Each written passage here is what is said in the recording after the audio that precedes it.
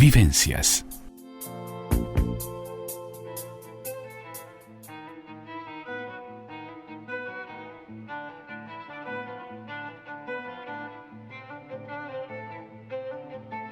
Mano a mano y sin diván. La columna de Jorge Schneiderman en Vivencias. Ya estamos junto a Jorge Schneiderman para tratar el bullying y su impacto emocional. Muy buenas tardes, Jorge, muy bienvenido. ¿Cómo estás? Buenas tardes. Muchísimas gracias, Andrea. Muy bien, con un poco de frío, pero con el ímpetu necesario como para encarar una columna más de mano a mano y sin diván. Muy bien. El bullying o acoso de alguna manera trae aparejado el maltrato psicológico, verbal o físico y se reitera varias veces, pero si te parece, para ver el impacto emocional que tiene el bullying, me gustaría que lo pudiéramos definir y diferenciarlo, si es posible, de esos conflictos que son normales entre pares o entre seres humanos.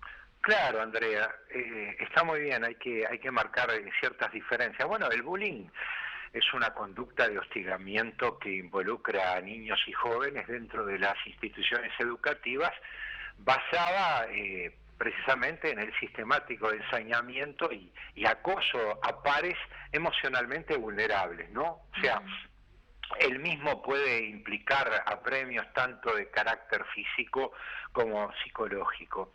Ahora, para que se produzca la consumación de estos actos, es preciso que frente a una persona de estas características, o sea, de cierta vulnerabilidad, o sea, comparezcan individuos agresivos que inescrupulosamente someten a sus víctimas a situaciones de escarnio y humillación, contando a tales efectos con la pasividad, complacencia y displicencia de un entorno facilitador. Y cuando hablamos de un entorno facilitador, no hablamos de los condiscípulos, sino hablamos también de todos aquellos actores adultos que participan de la vida institucional, ¿no? Claro.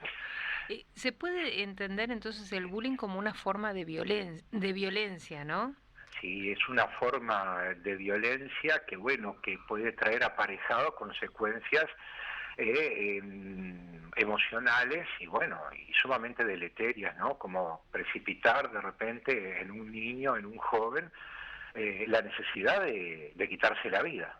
Eso es algo que hay que tener muy en cuenta, ¿no? Claro. Sí. A propósito de esto que estás diciendo, a veces no es fácil darnos cuenta que un niño o un joven está sufriendo bullying o que está siendo acosada esa persona. ¿Por qué es tan difícil? ¿Por qué muchas veces el propio acosado intenta no se expresa, no tiene porque tiene miedo, porque no sabe cómo comunicarlo? Porque viste que no es fácil a veces darnos cuenta.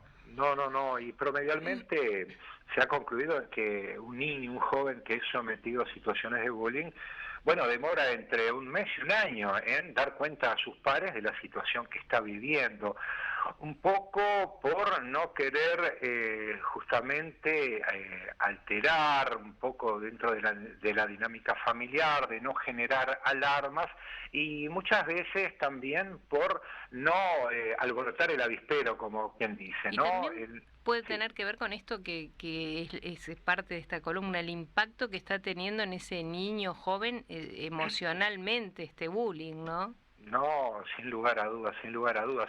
Ahora, yo creo que vale puntualizar, ¿no?, que estas prácticas han trascendido los tiempos y Claro. otrora quizás socialmente legitimadas o eufemísticamente consideradas simplemente como cosas de gurises, bueno, por ahí quedaban en eso, ¿no? Pero las formas que adquiere el bullying reflejan hoy por hoy los patrones de agresividad propios de una época y no debemos soslayar algo fundamental.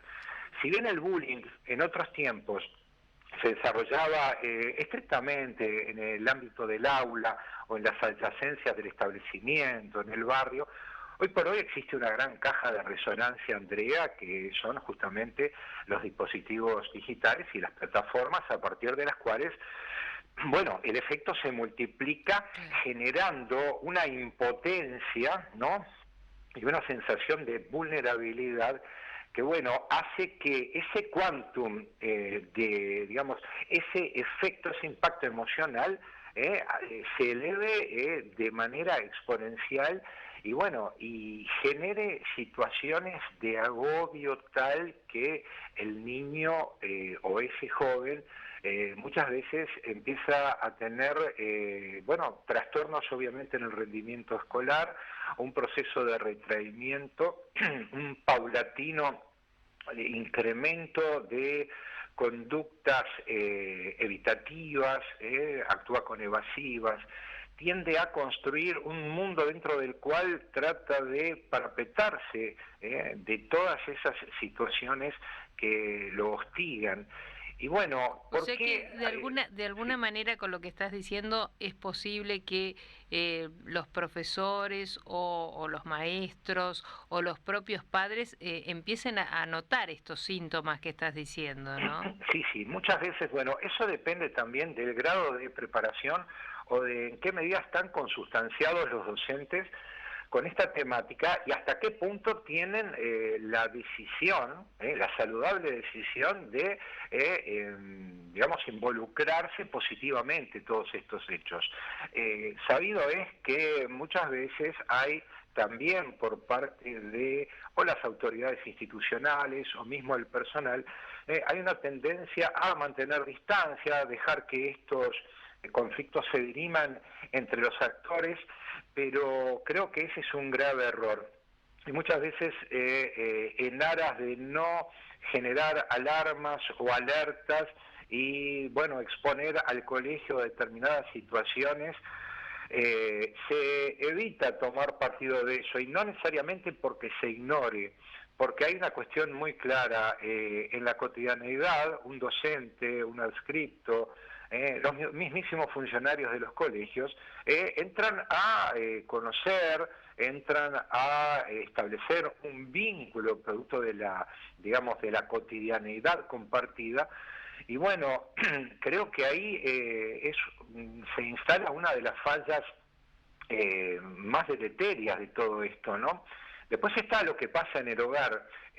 Muchas veces el niño teme generar alertas o alarmas entre la familia, o como te decía hace un rato, ¿no? Evitar que esto trascienda a mayores con la esperanza de que se vaya diluyendo en el tiempo.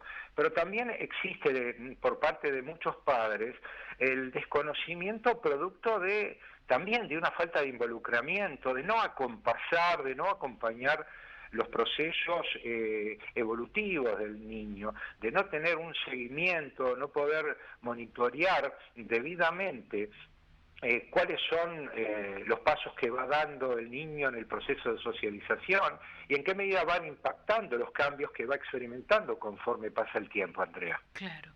Jorge, vamos a tener que hacer una breve pausa ¿Cómo no? y te estaba escuchando atente. Me parece que esto que estás diciendo tiene que ver, es muy importante y creo que ahí nos tenemos que detener, si te parece a ti bien, después de la pausa. ¿Cómo no? ¿Cómo influyen los medios entonces educativos, la familia, a la hora entonces de rechazar o incentivar este tipo de violencia? ¿Cómo prevenir el problema? Porque creo que esta es la base, ¿no? Es tomar las medidas a tiempo, dado lo que tú bien venías señalando. Me parece que tenemos que hacer hincapié en eso para ir previniendo Exacto. antes de que suceda, ¿no? Ante el primer indicio, tomar cartas en el asunto. Pero si te parece, después de la pausa lo analizamos. Perfecto.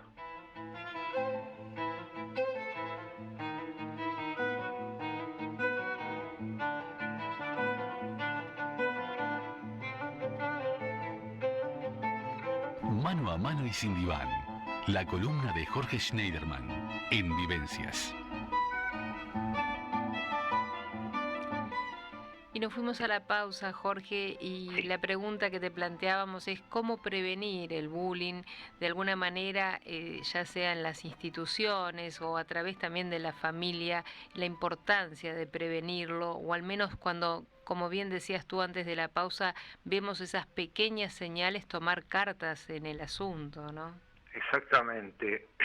Mira, Andrea, esta problemática nos remite una vez más a la importancia de los procesos educacionales como primera línea, podríamos decir, de contención para evitar este tipo de situaciones, ¿no? Muchas veces se le endilga a las instituciones escolares más responsabilidades que las que realmente le competen. Digamos que en tanto la formación del niño en valores y la saludable imposición de límites son potestades y obligaciones inmanentes al primer y principal grupo de pertenencia y referencia, que es la familia, ¿no?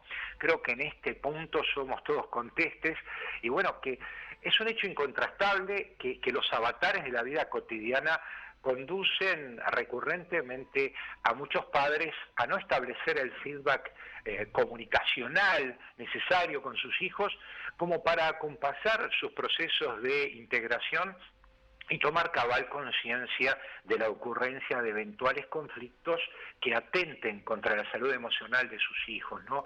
Y creo que en tal sentido una cosa es generar autonomías y otra desentenderse de las necesidades de contención y apuntalamiento que requiere el proceso de desarrollo integral del niño, ¿no?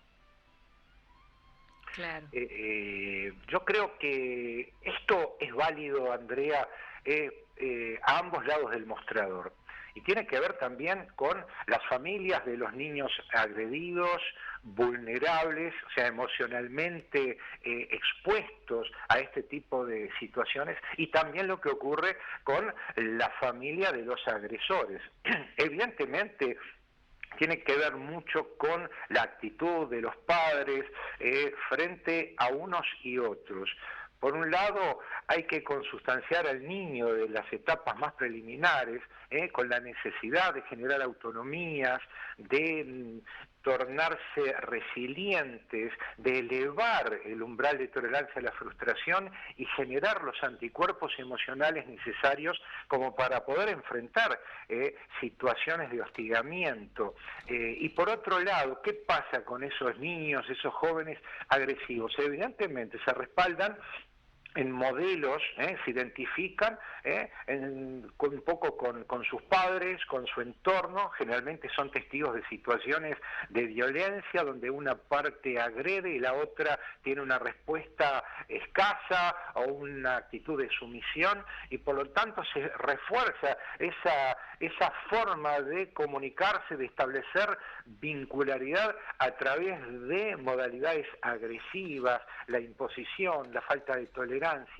Por eso es tan importante, creo, establecer de una manera u otra en ambas situaciones los límites necesarios y el entender los padres que son modelos identificatorios y que por lo tanto a partir del vínculo que establezcan con sus hijos, de la calidad del vínculo, van a ser los resultados que se van a obtener.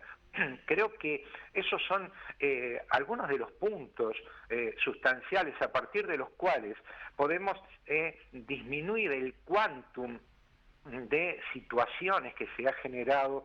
Mirá, recuerdo un estudio que se hizo en los últimos años encuestando a personas, niños de 7, 8 años hasta personas adultos mayores de 70 y más. Y un 64% admitieron en algún momento sentirse sometidos a situaciones de bullying. Por lo tanto, es algo que trasciende los tiempos, como cuando hablamos de otros flagelos, cuando hablamos de la depresión, del suicidio. Son situaciones que trascienden los tiempos, claro, atraviesan las sociedades y bueno, las culturas, y por lo tanto, como todo, depende de la actitud que tengamos desde el punto de vista educacional. Claro. Ahora, tú decías y señalabas muy atinadamente el tema de la familia.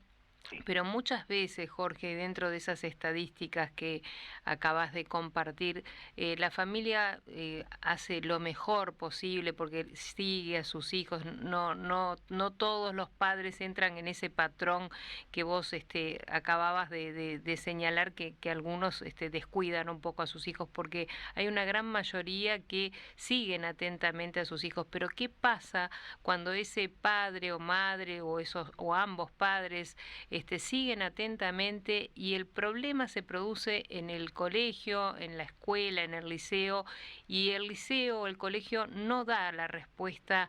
Hoy por hoy creo que están dando respuesta y lo están poniendo sobre la mesa como un tema que preocupa y ocupa, pero hubo mucho tiempo que era algo bastante que los padres se iban a dar contra las paredes, ¿no?